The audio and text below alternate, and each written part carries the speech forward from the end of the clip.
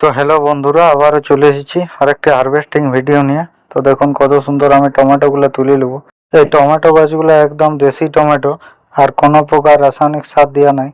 একদম খেতেও অনেক টক টমেটোগুলো, আর প্রচুর টমেটো ধরেছে।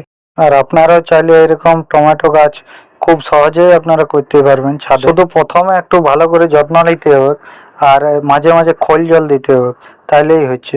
আর এই যে দেখুন কপিটা লাগাইছিলাম একদম অর্গানিক উপায়ে, আর কপিটা অনেকটাই বড় হয়েছে। এই ফুলকপিটি যে এত সুন্দর হবে আর এত বড় হবে এটা প্রথমে ভাবতেই পারিনি। অনেক লেট হয়ে গেছিল লাগাইতে, তাও যা হবে এরকম মনে করে লাগাই দিয়েছিলাম, আর মাঝে মাঝে খোল জল দিয়েছিলাম। এইভাবে এই ফুলকপিটা অনেকটাই বড় হয়ে উঠেছে। তো এইভাবে আপনারা দেখুন কত সুন্দর হয়েছে। তো এইভাবেই আপনারা খুব সহজে এই শীতকালে ভালো সবজি চাষ করতে পারেন। আর শীতকালে সবজি খুব সহজে করাও যায়। দেওয়ার পর আমি এই যে লাউ গাছটাতে লাউ ফাড়ি নেবো। লাউ গাছটা একদম পুরা এই অ্যাসবেস্টারের ছাদটা ঘিরে দিয়েছে, আর বড় বড় লাউ হয়েছে। এত সুন্দর সবুজ গাছটা হয়েছে।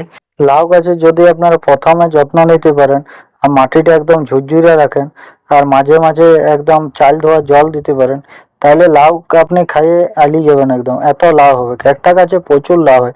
লাউয়ের ডাঁটা এবং লাউ দুটাই খাওয়া যায়। আর দেখুন কত বড় লাভ হচ্ছে। তো এইভাবে আপনারা ঘরে বা বাড়ির উঠানে গাছ লাগিয়ে আপনাদের ঘরের সবজির চাহিদা পূরণ করতে পারেন। আর শীতকালে যদি আপনি একটুকু পরিশ্রম করতে পারেন, তাহলেই অনেকটা সবজি উৎপন্ন করা যাবে। বিরাট কিছু এফোর্ট লাগে না। আর আমি এই বছর প্রথম এই সবজি চাষ ছাদে শুরু করেছি। তো আশা রাখছি পরের বছর আরও গাছ লাগাতে পারবো, এবং এই গ্রীষ্মকালেও অনেক সবজি উৎপন্ন করতে পারবো। আর যদি আপনাদের এই ভিডিও ভালো লাগে থাকে, তাহলে অবশ্যই নতুন চ্যানেলটাকে সাবস্ক্রাইব করে দিবেন। আর এই বেগুন গাছগুলো অনেক ফলন দিচ্ছে শীতকালে। শীতে বেগুন উৎপন্ন করা খুবই সোজা।